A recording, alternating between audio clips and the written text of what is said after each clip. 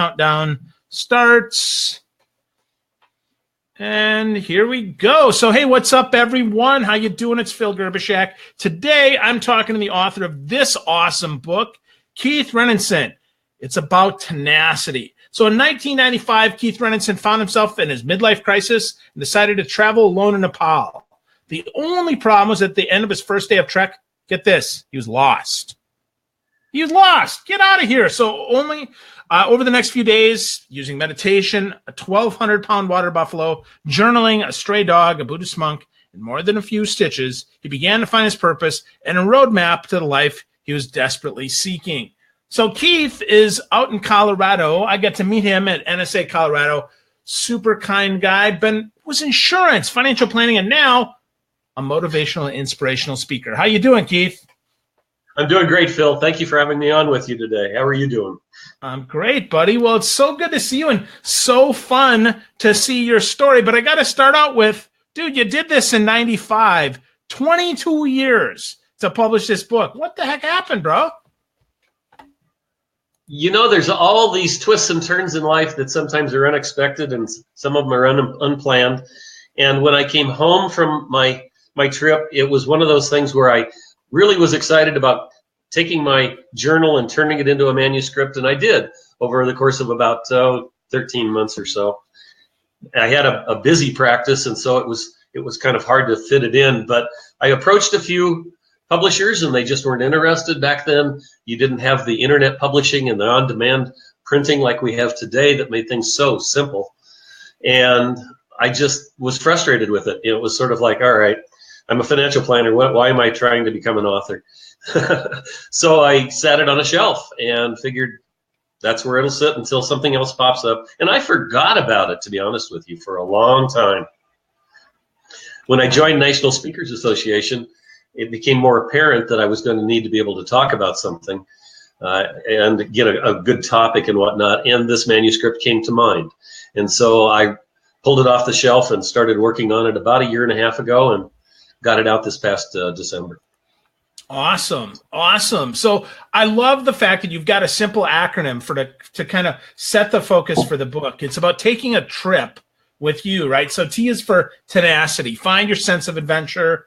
R is for bouncing back with resilience. I is for imagination and finding your mental clarity. And P is for your purpose and your life philosophy. So Keith, if you were to pick one of those, one of the trip words, which one do you find is the most difficult? It's a good question. Most difficult. I probably would say purpose.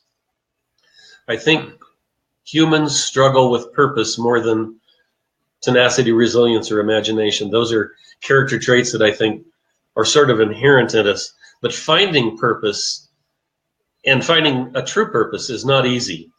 And I think it changes throughout your lifetime. I'm at that point in time in my life where most people are retiring and I'm taking on a second career. I found new purpose in a lot of new things and new people.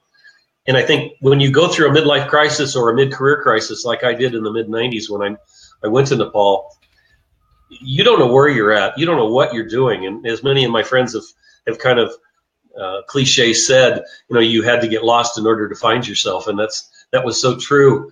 And while I was lost, I journaled every day. It was one of the ways that I calmed myself because it got a little panicky a few times, wondering if I was going to ever find my way back. And I would sit down and I would meditate and I would then journal. And in my journal, I would write out the things I wanted to do when I got home. And it became more and more apparent that I didn't know what my purpose was anymore. Sure, I was investing people's money. I was taking care of their life insurance. I was making sure their kids were protected. Those were all wonderful, purposeful things, but it was for other people. It wasn't really my purpose for me as a human being. And I think that for me was the most difficult, was finding the purpose. And in different points in time in life, that purpose changes. Yeah. That's very interesting. So purpose being hard. So you mentioned journaling. You mentioned getting lost. Now, that's an actual thing, right? You actually did get lost. This isn't just saying, get lost and think, right? So talk to us about how did you get lost and how did you then find yourself? Well, I'm going to kind of back up in history just a little bit. When I first landed in Kathmandu, my trekking plans had all been laid in place. I had my trekking permits in advance. Everything was ready, and I was going to trek to base camp at Everest, which is about 14 days. And I would trek there, stay for a short period of time, and then come back. And along the trek to base camp, there's tea houses and places you can spend the night. So I didn't bring any camping gear with me. I just, I had a sleeping bag, but that was it. And things that I had learned on my first trip that I had taken 3 years earlier. And when I landed in Kathmandu, there were helicopters that were coming down and unloading body bags because they had received close to 6 feet of snow in 2 weeks at Everest. And there were avalanches, and some of the trekkers were being killed. And so they revoked my trekking permit to go to Everest, and I couldn't go there. So I had to quickly, on the fly, redesign an entirely different trip. And I worked with a guide that was there in Kathmandu, and we designed a trip to go to a mountain called Kanchenjunga in the northeastern corner. I would have to take an in-country airplane flight, then a 2-day bus ride to get to where the trailhead was, and then take off. And I had no idea, I hadn't had time to research it at all, so I had no idea the area, what the facilities were going to be or anything. And as it turned out, it was not a tourist-friendly area. There were no tea houses.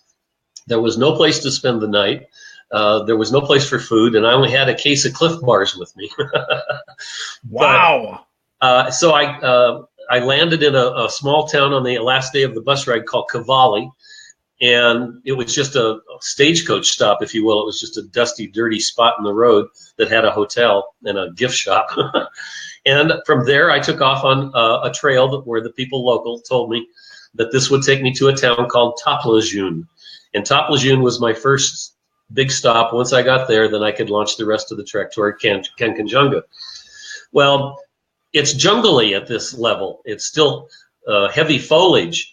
And whenever there was a Y in the path, my map kind of told me the general direction I was going, that I had to follow sort of a compass and figured that I was going to always I knew I was going to be gaining elevation, so I'd take the path that looked like it was going in the correct direction and going up. And at the end of the first day, I had taken many obvious wrong turns, and I was lost already. Wow. So day one, and you got lost. That's interesting.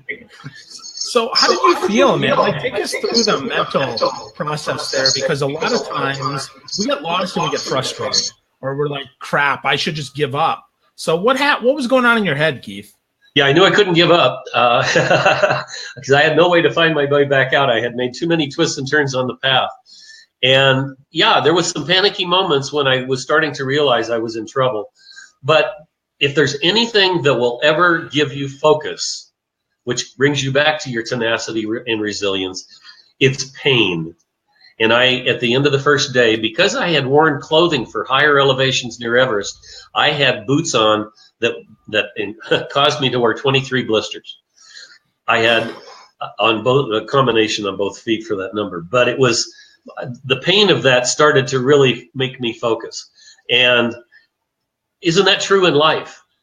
That it's the pain point that makes us all hone in on what we have to do and look to what needs to be done. And that was what took place here. I suddenly started to really focus on my feet and on taking care of myself. This was in '95 when there wasn't a lot of good bottled water. And so wherever I found water, I had to put iodine tablets in it to kill any kind of parasites. Although I still came home quite ill and had a lot of stuff in my stomach that took me 2 years to get rid of.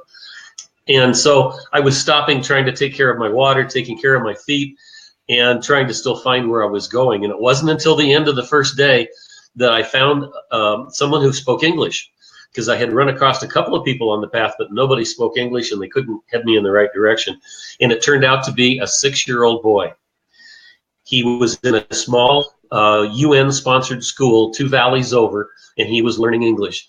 And he spoke to his parents, and they agreed to put me up for the night. And so they fed me, and they gave me a spot next to a 1,200-pound water buffalo that I could sleep. And the little boy said, "He's very warm. You'll sleep well here." And so a lot of people in the agricultural business would say that's no big deal. But to me, a city boy, that was really weird. Excuse me. So at the end of my first day, I was feeling a lot of gratitude, to answer your question, that I was safe, I had food, I had someone kind of helping me, and I would get started again the next day and try and find where I was going. That's interesting. I was not expecting you to say that. I was expecting you to say frustrated and tired, and maybe alone, but you found someone that could kind of help you plug in and key in on the importance of being grateful. And I think that's fascinating that it's a small 6-year-old boy sitting you next to a 1,200-pound warm water buffalo that helps you. Now, you said you're a city boy, though. Keith, where are you from? I mean, you went in the Army early on, so where are you from? I'm a native of Colorado. I grew up south of Denver, about 20 miles, in a small town of 300 people. But it was an agricultural county in those days. Today's it's one of the fastest growing counties in the country. But Denver was so close that I might as well call myself a city kid. And I've lived here. When I moved away from home, I didn't move far. I moved 20 miles. Oh, wow. Wow. That's cool. When I went to Vietnam during the war, I sort of fell in love with Southeast Asia, which sounds odd when you're in a war zone, but I was lucky. I did not have to see a lot of the war. I was stationed in a relatively secure area, and it was, but I got to see a lot of the influence of the Hindus and the Buddhists, and it was fascinating to me. And when I went to Nepal the first time, I discovered there was so much Buddhism and Hinduism that got along, and it was inherent in the country that I wanted to go back again. I liked the people, I liked the culture, and I felt that if I went back there, it was so spiritual that would help me use my spirituality, which was sort of inherent in me anyway, to help me find my way and see where I was going next. Excellent. Wow. That's very interesting. So you went back, you journeyed. It's interesting you say that about Asia. I was in the Navy and I was stationed in Korea, and I also thought it was, beautiful countryside. And I would love to go back too, but certainly talking to people that were closer to the DMZ or closer to the actual action, they don't always feel that way. They often find that there's more struggle there. So I think, while your P is for purpose, your P could also be for perspective, because your perspective changed on the world, huh? Yeah. Yeah, when I was developing the acronym, there was a lot of different terms that I could have used. Excuse me. When I open my breakout sessions or my keynote, I tell people that we're here to talk about the important words in life, and that these were the 4 important words that came out of my trip. But the most important words in anyone's life are those self-talk words, the words that give us fear or anxiety or confidence. And so the important words could be anything to anyone else that is important to them. Sorry, there's that cough. That we all have to examine ourselves for. But once you find them, you need to make them part of your life so that you understand who you are and where you're going and how to use them to empower you to move forward, to do the things in life you want to accomplish. Absolutely. Absolutely. So finding your 3 or 4 big rocks, your big words that you can center on. And then I like what you said there, Keith, about the self-talk, and sometimes I can be self-defeating in that myself. I find that, sometimes, I say I'm not good enough, or that's stupid that I did that. Then I have to kind of pull my head out of my butt and recognize that, if I'm going to talk to me like that, I want to let you talk to me like that. So why the heck am I letting me, right? Yeah, and it's so easy for us to fall into that. And there's different times in life that will happen, like I referred to earlier with midlife crisis or mid-career crisis. Relationships are so difficult. I'm the king of bad relationships. I have had 2 divorces, and most of the failure was in my ballpark. And so I have had to look to see why I was poor at relationships and had poor communication skills, and really try to enhance those things and make them different as I move forward. And I'm still not good at it. I think we all have challenges that live with us most of our lives, and we have to learn to be, good to ourselves and kind and loving, and not let us feel depressed, or otherwise we won't move forward at all, and you won't have any relationships. Yeah, no, that's good advice. Good advice. So Keith, if we're to take let's go back to the T word and the tenacity word. I mean, we said you took 22 years to get this book published, and now it's really a lot of your life. It's front and center in what you do and who you are. Give me some more examples of that tenacity and how that shows up maybe on a daily or weekly or monthly basis for you in the world, and how we can all be more tenacious. I think that, starting a second career at this point in time in my life, I had to be tenacious in order to tackle that. And as you know, being in the public speaking world and publishing world and tech world, if you don't have that drive to get up and do what needs to be done, you're just going to get stuck. And when I started in this business, now speaking and promoting myself, I went to a gentleman here in Denver who was kind of the guru of getting yourself off the ground as a speaker. And I bought a program from him about how to speak on radio stations and sell your book that way. And so I got an Excel spreadsheet. It's got 700 radio stations on it. Every morning I get up and I call radio stations and I promote my book and look for author interviews. And it's working. I'm getting sales. I'm having fun. And the disc jockeys are a hoot. I mean, you get on it, you can't believe the questions I get asked. I mean, there are some rock and roll stations that have an author interview in the middle of the morning, and it's a 2-guy drive time, and they are having a blast, and they really play with you. Well, that makes for a very enjoyable way to start your day. And then there's the guy in Salinas, Kansas, who was kind of on the farmer circuit, and he didn't know what to do with me. And so we had a lot of fun as well. But back to your question, we have to be tenacious in all aspects of our lives. I don't care what it is. If you're raising kids, you've got to have the tenacity and the resilience to bounce back with tough days with your children. If you're a college student and you're trying to figure out what your career is going to be and you're taking classes on stuff you don't really want to study, but you have to, you've got to be tenacious to push through. If you're a solopreneur and you've got to get up every morning and go make money for the family and you've got to push your business, we all have to be tenacious in all these different ways. The acronym really gave me strength when I figured it out, because resilience all by itself, I talk about bouncing back under resilience and how we hit bottom, like I have with my divorce or when I was lost in Nepal or any other times, like in Vietnam, like with you in Korea, we hit a downtime when we're just, what the heck am I doing? How did I get here? How do I get back? But when you can learn to bounce back at the bottom and take that energy to thrust you forward, then your imagination takes over. And you start seeing the energy of your creativity that will help you push yourself into new areas that you hadn't thought you could do before. So they all kind of fit together at that point, and it pulls your life up and gets you going again. Wow. So the book is Tenacity, about you don't have to get lost in Nepal to find yourself, but it helps. Keith Renninson is here with me today. So Keith, last question here as we're kind of wrapping up here. Okay. How can people who can't get to Nepal get lost right where they are to help find themselves better? Do you have any suggestions on that? Oh, definitely. Yeah. We live in a society, in fact, a world anymore, that is so chaotic and filled with social media and with televisions and telephones and computers and internet that we don't get any quiet time. And it's the quiet time where we find ourselves. And the 4 days that I was lost, there was so many unusual things that occurred and happened to me that I had to sit down and laugh occasionally just at look at what was going on. And it was because I was quiet. I was in the jungle, slowly working my way up to higher elevations. I saw so many beautiful things that made the trip worthwhile, even though I was suffering with my feet.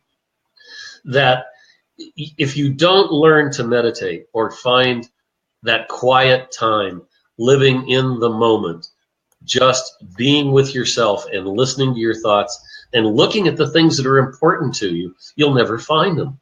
Because you see kids with earphones in all the time with music. They don't have conversation, or they're playing with their phone and they're only texting. They never talk.